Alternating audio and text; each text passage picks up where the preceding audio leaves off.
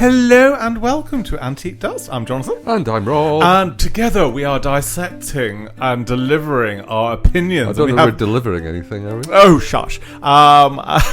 So our opinions, and we have lots on the Hardacres, episode 6, the final episode in series 2. Devastated. So, you see the look on his face. Terrifying. So this episode, everything was in the abeyance from last episode. We're brought to think that Ma has lost Hardacre Hall in a game of bridge with the very nasty and deliciously nasty Lady Imelda. Yeah. Can I let you into a little secret, listeners? We didn't really think that was the case at all. That was not. I think we twigged. Sorry, we had twigged that there was more. It was more to it. Ma is a She's canny one. Yeah, she's a shrewd operator. Yeah, she does not get duped. I think she got duped once. That was by Mary's father, who was a soldier apparently. Well, there was a few snippets of who her father or paternity was, because Ma has indicated that and has said a couple of times, which is what I think is absolutely beautiful, with regards to Liza. So you don't have to be with a man. And and she touched on that backstory, which I was quite surprised that element of the story hadn't been developed, because you had a feeling, because Ma had her heckles raised with Captain Blackmore, or whatever, We've forgotten him already. Yes, yeah, he was so last season. Well, the captain, because you just felt that it was, you just felt there's more backstory that I want to know. There's more supposition, because in my general little fantasy world, and I do sort of dream little Hardacre dreams of the backstories of what's going on. You're writing fan fiction, aren't you? I'm not writing fan fiction. Yes, you are. you're on AO3 writing Hardacre fan fiction. I knew it. Yes. Harry Hardacre hard on. Woohoo! Oh, settle down. That's taking it a bit far. His jolly japes in the Oxford University. Yeah. So, what was that? There's something been touched on when I think Ma. Probably, my general fantasy is that Ma had a dalliance with someone of the aristocracy, right? And it's been touched upon that it was some sort of soldier of some description, and I think it was probably some quite well-to-do soldier that possibly promised the earth, and then did a runner when Ma fell pregnant. So do you know the best way to drop backstory? Go on. When it serves a narrative. Because what you don't want is a massive info dump of backstory just because.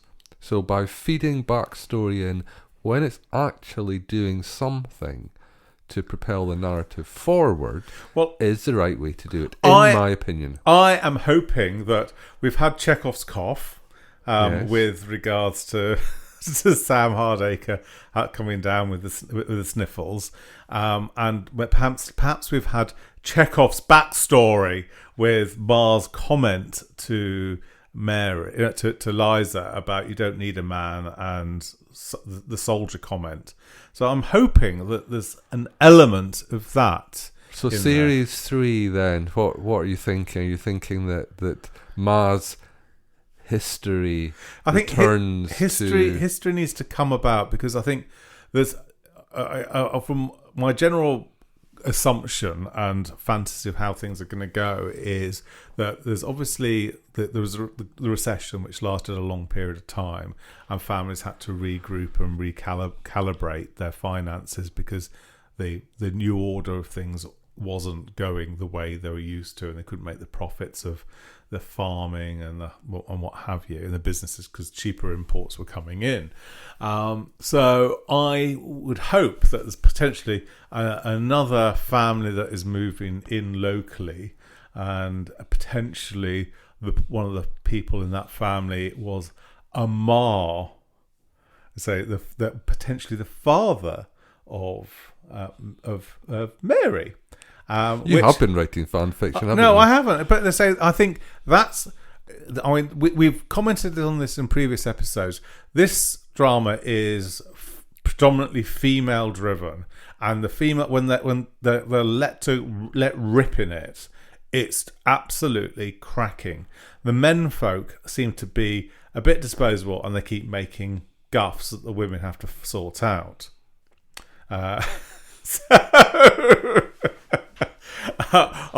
The character of the son Joe is a little bit useless.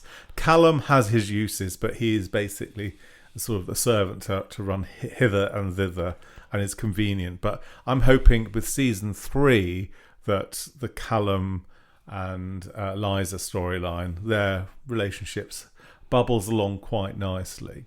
I think that's really good. So anyway, we're going into drifting off in this episode. It's not like us, is it? No, the Harry letter situation rises above. The nasty Lady Imelda comes in, try to claim Hardacre Hall, and it turns in that Ma basically just bid on the cottage that they had. I don't know how that came into their possession anyway. But anyway, it's a cottage with a tied tenancy, so they can't do anything with it. So that was them. But they only found out that was the cottage after Lady Imelda showed all her cards. Indeed. In the most vindictive and horrible, stuck-up way. Very delicious. It was delightful. It was a delight to watch. It was a delight where she was given full reign of it and went for it, and then. And what I really enjoyed about that debacle is the way that Ma maintained her poker face throughout the entire confrontation. She kept her powder dry. She saved her ammunition. Right to the last. Right to the end, so that everyone ends up believing that she's blown a Hardacre Hall. Even the lovely Mary believes it, and Ma says, "Well, I wasn't going to tell you because you annoyed me." Yeah. I mean, to be fair, the speed with which they were prepared to believe that she actually would have done that, I think many people would have been legitimately annoyed. No. By that. I would have been, I'll tell you that. So Lady Imelda goes back and she's very miffed, and then she decides. So she's only got one card left, which is the romantic letter for Harry, and she announces that's what she's going to do to Imelda. Adela, and sort of Lady Emma and George, and they're all horrified, and Lady Adela is horrified because she thought the letter was burnt, and she was feeling lots of guilt for it, but the grandmama was very kind and considerate and said, "Oh no, we'll just throw it away." She saw the envelope going on the fire, and then she goes back, and then she's accusing this, that, and the other, and in fairness, again, it shows how when it's announced and Harry gets emotional about the letter when the big confrontation happens, Sam Hardacre is a bit clueless, and Ma has to point it out to him. Yeah. What I would definitely like to say is that I think this whole issue was handled with extreme aplomness. Is that? Yeah. I really like the way the whole thing has been handled. Now, you can possibly argue that it's not period appropriate, as they say. Would it actually have been handled? Would the family in reality have taken it as well? I neither know nor care, because having grown up with the bury your gaze trope ever present, to have a drama that actually treats the subject in that Sensitivity. sort of way. It's very good. It's very refreshing. I'm here for it. And they also did that in Downton as well. So, because in Downton, Lady Mary sort of slept with Mr. Nanook or whatever, the Turkish gentleman, and he died in the first episode. They had to move the body out of her bed into his own bed. Yeah. And then there was the storyline with the gay butler, which was very well handled as well. So I thought that was fantastic. So, but yeah, so that storyline sort of coming to an end. The tutor decides to leave immediately, but there's a really nice sensitive scene between the tutor and Harry. Harry's getting very emotional, and the tutor's not giving any hints and tips away, but he held with sensitivity. You're going to go to Oxford and you're going to have a marvellous life. Yeah. And I think reading between the lines, I know some people will say, well, he's just being an employee, but I think... No, I certainly wouldn't. No, I think have said that. There's something more. And after this whole accusation and Lady Imelda comes back to the Fitzherberts, Lady Adela sort of goes round and insists on seeing Harry. And I saw that coming. But it was lovely. Very well done. And then takes Harry round to the Fitzherbert and say, "We're now engaged." I mean, it's a great way to defang Lady Imelda. Yeah, and Lady Emma asks, "Can I have the letter?" And Imelda gives the letter to Lady Emma, and Lady Emma does not even look at it. He just hands it back to Harry and says, "I think this is yours." And I thought, well done. And then Lady Emma tells Lady Imelda where to go.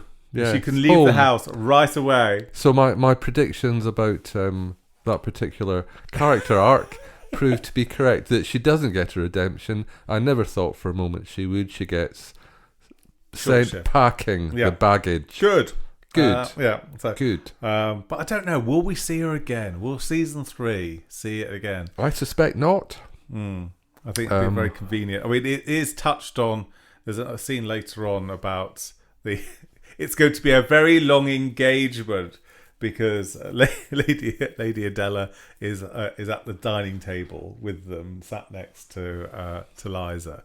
So you just think, oh, a lavender marriage. Wouldn't that be don't do that. I hate if I hate lavender marriage storylines. I think it's just lazy storytelling that never does anything very script interesting. Writers, listen to Rob. He would not be very happy. Lavender marriage. I would not be happy. And to be honest, given the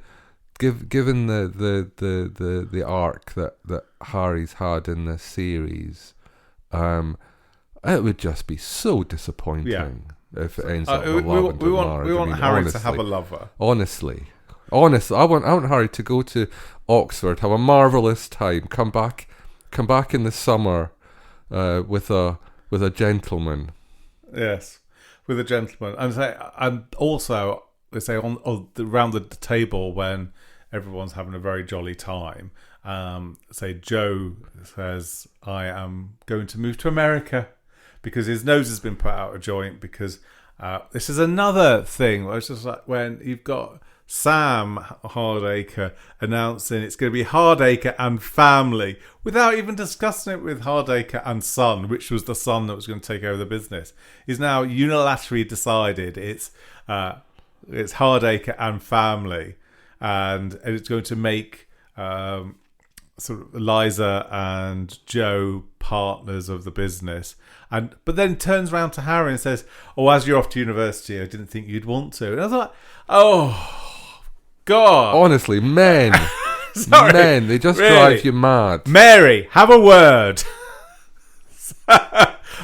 Good for Liza. She's too busy on the Board of Education. Yeah, good for Liza.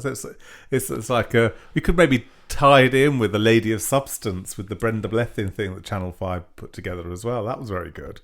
I enjoyed that. Yes, you did, didn't you? Was it Barbara Taylor Bradford, wasn't it? Yes. So Yeah, she did enjoy that, didn't you? We binged that in 2 sittings. They're very long episodes. Yeah. So, Yeah.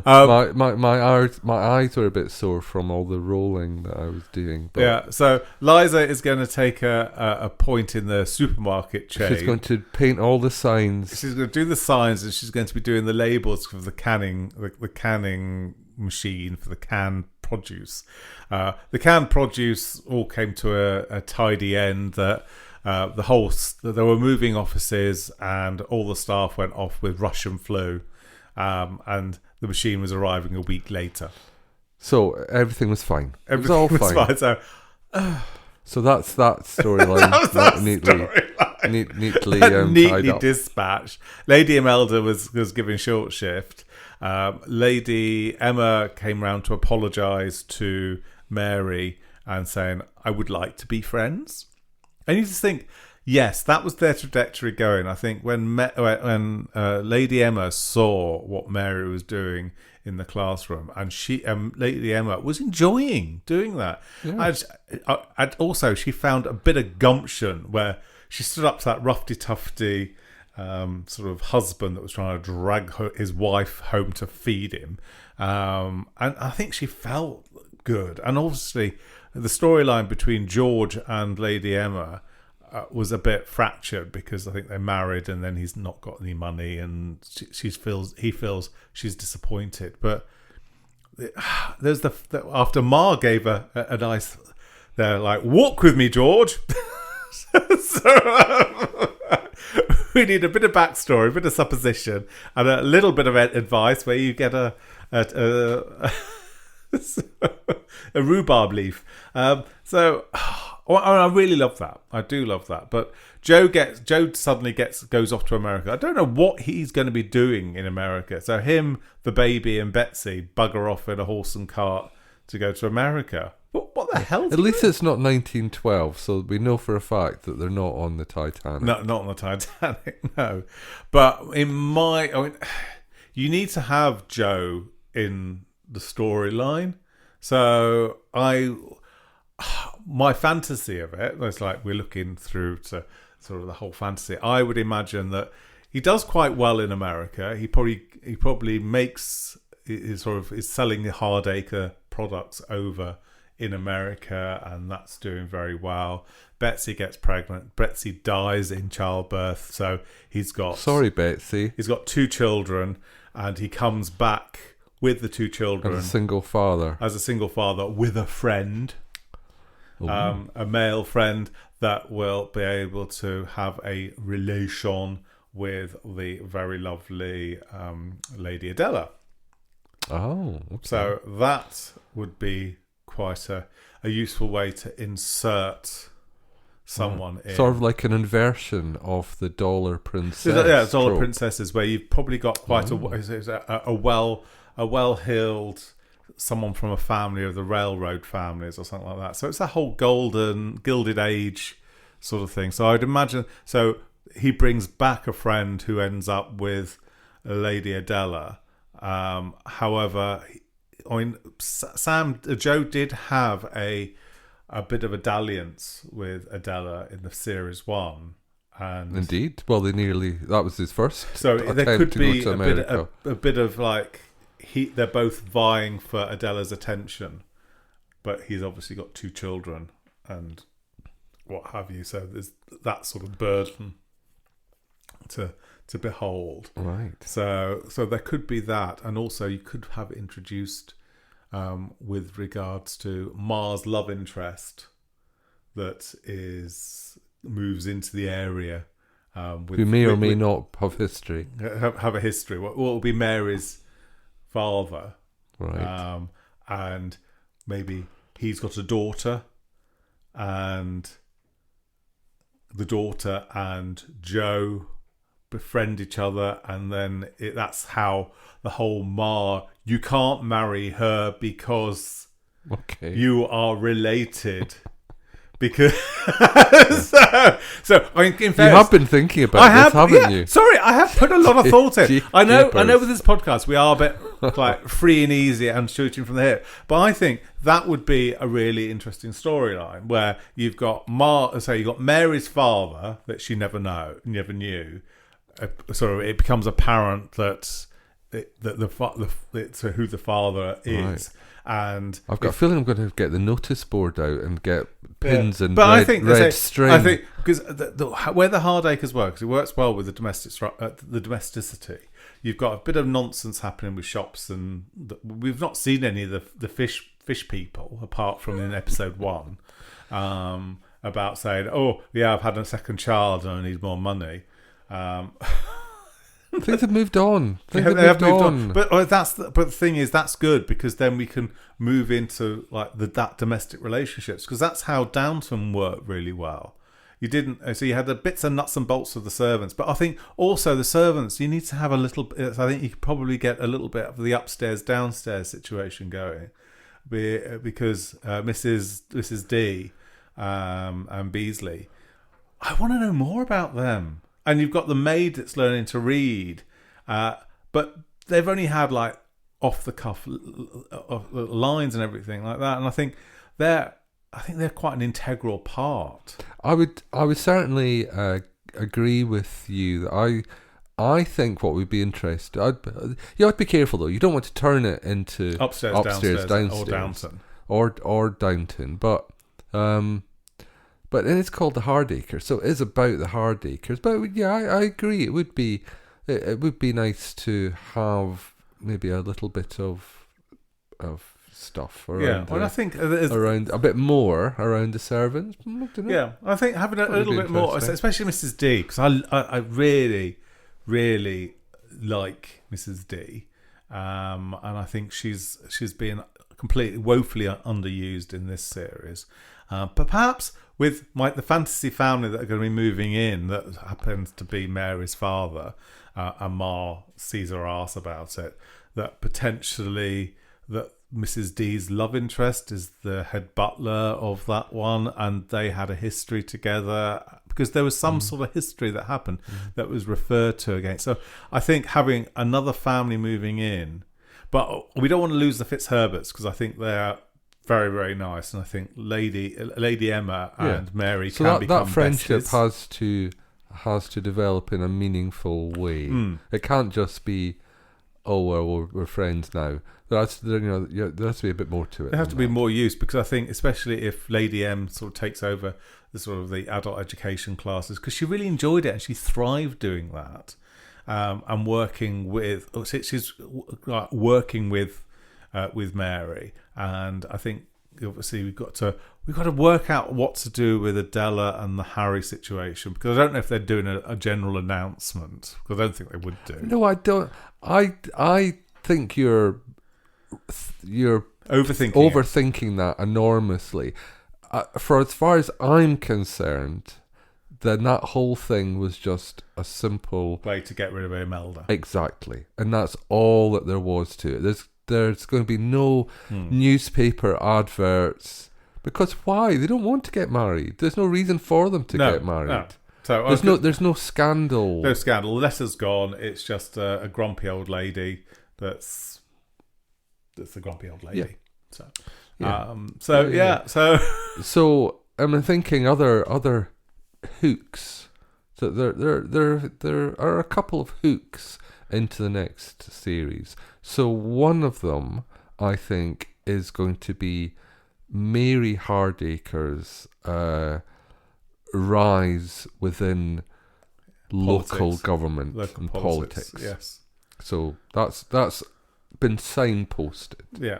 So that's been signposted, and I think also you've got the relationship between Liza and Callum. Mm-hmm. So hopefully that would have some fruition coming towards a marriage by the end of series 3. It depends how slow you want the slow burn. I mean, it's been slow burn. It's been 18 months since it's been over. Well, I think the first series was over a year, and this series is 18 months later.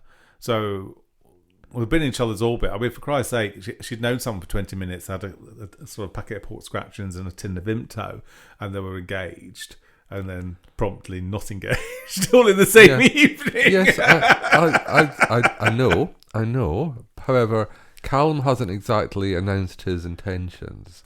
You know, He's longing looks. At some point, longing looks. At some point, observation has to turn into reconnaissance. Yeah, and I think if they wanted to have some sort of domestic drama thing, you could potentially have Mary getting pregnant, like it was like the storyline that was happened in Downton, where she was trying to bring on an heir, sort of thing. But then potentially loses it. So, but they've got heirs coming out of. But then Joe's buggered off, and Harry, to New York. But Joe will come back when Betsy dies. This is my general fantasy, because I think the actor that plays Betsy, again, she didn't have a great deal to do. She was very supportive and saying, "Look, you could do better." But her storyline worked really well in series 1 when it was her and her mother, because her mother really had that massive charisma, where it was just felt that she was just given a few lines here and there, and didn't feel that the storyline was very invested in Betsy and Joe's relationship, and that was a bit sad, really. Yeah. Again, you only got 6 episodes. Only got 6 episodes. How much do you want? How much do you want to happen in 6 episodes? Yeah, and I think, going back to our little contretemps from the previous episode with regards to the whole card game, I don't think we needed the card game. We could have had something smited, where Ma's been smited by Imelda, but the letter was big enough drama in its own right, rather than having the whole Hardacre Halls on the thing. But so we've already discussed that to death, so we don't need to go down that little cul-de-sac again. But I think there's lots to go on. So if the production company wishes to get in contact, and we're quite happy to storyline and shoot the breeze. I'm sorry, I can just imagine them going through their list of potential storylines for the next series, scoring them out. Nope, Jonathan mentioned that one. Can't do that. Can't do that. No, but I think it's a good job no one listens to this podcast. Oh, really, shush. We've got hundreds of listeners. Thousands. We've got dozens. Yeah. Thanks, Mum. We might not be able to fit them all on a double-decker bus, but we could probably get most of them. However, I think we need for series. I think for series 3, we don't need to have the massive dramatic, like, oh my god, we've lost the hall sort of thing. Yeah, we don't need melodrama. We don't need melodrama. But we like the domestic drama, the cozy drama, and I think having Mary's father coming on the scene, being part of a new family, and how that entwines, and then when Ma meets the potential suitor for Joe, and then realises who the father is, and then has to put a stop to that. But then Joe's more interested in Adela. Well, actually, that could be a really good thing. Actually, Joe does end up with Adela, and the American friend, the whole fantasy of the American friends, ends up with the person that was interested in Joe initially. You know, because Joe's going to come back from America with 2 children and a bestie. Yeah. So, you're giving me that blank expression. No, I'm not giving you a blank expression. I'm just trying to join the dots. So, because I think how it works, it's the domestic nature of everything.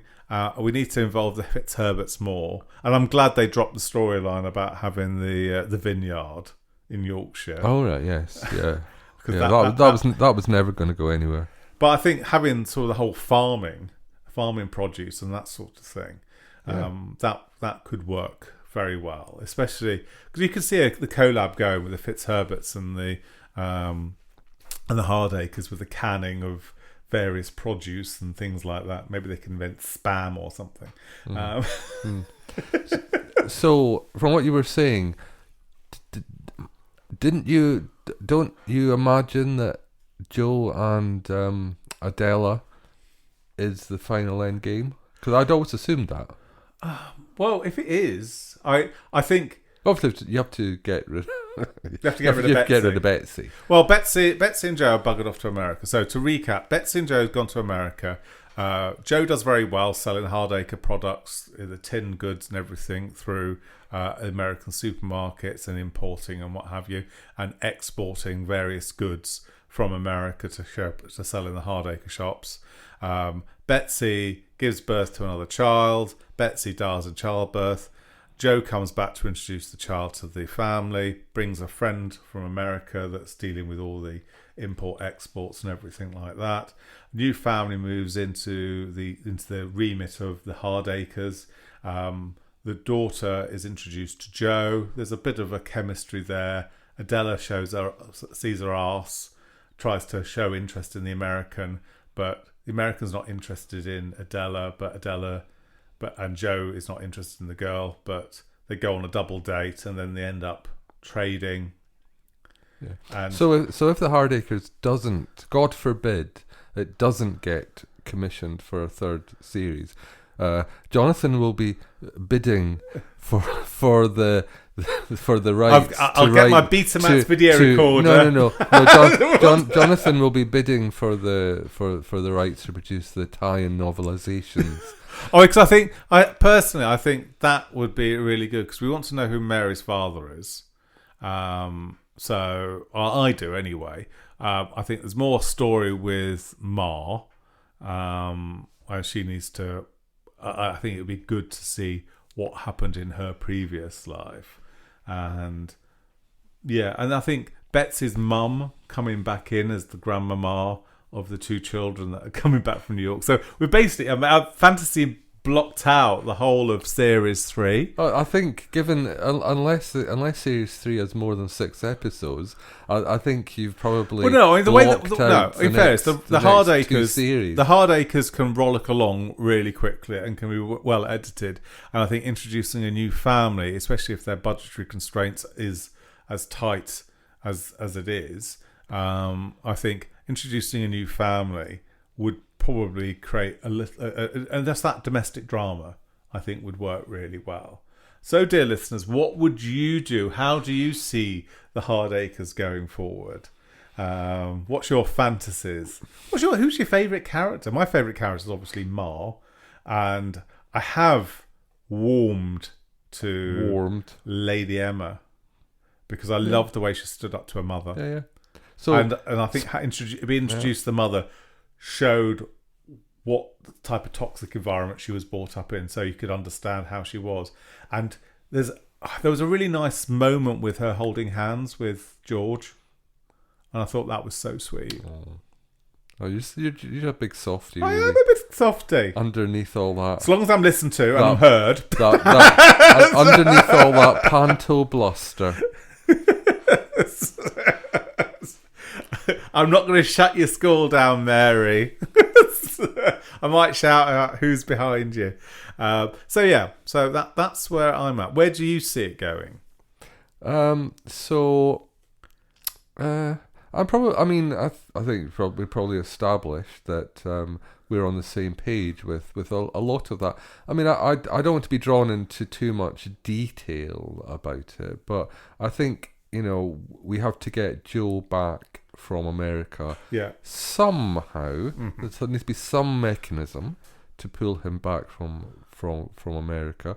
We need to see Liza finding her feet in the business world, probably aided and abetted by Ma, I suspect, who's, as we know, is very, very switched on. Harry's probably going to get his heart broken again, kinda, and but it's all good. So it's all character building stuff, but he'll be fine. Mary, as we've said, is going to have her rise in politics. Sam will continue to be clueless and blunder around. Or they'll have to be steered back by both Ma doing everything wrong. But yeah, eventually being steered back around to sensibleness. So the Fitzherbert. So there is that question mark about. I mean, I've always felt that Joe and Adela was the end game. Probably completely wrongly, but that was always my feeling. But I think that can wait for a while. You know, that is a long game that's being played there. So for the Fitzherberts, we've got the rapprochement between Mary and Lady Emma, which I think that can't be we're just friends now, isn't that marvellous? There has to be a few bumps in that particular misunderstandings. road. Yeah, absolutely. Some miscommunication. Something about a development of a factory very close by to the Fitzherberts or something like that. So who knows? I'm not going to be drawn into the detail because I don't want to scare off the production team. And probably the Fitzherberts' marriage. You know, I think there needs to be some sort of thing happening there. So I'm not going to go into the mapping out multiple plot threads, but just in terms of the... Do you think a new family should arrive and we should have the... I think a new family has to... Well, there has to be a new arrival, because otherwise there won't, you know... So this series, new arrival to, you know, the trickster, if you like, was Lady Imelda. The next series... Just narratively, the narrative logic dictates that the next series has to have some sort of new arrival. A new family makes perfect sense as long as they have something to do.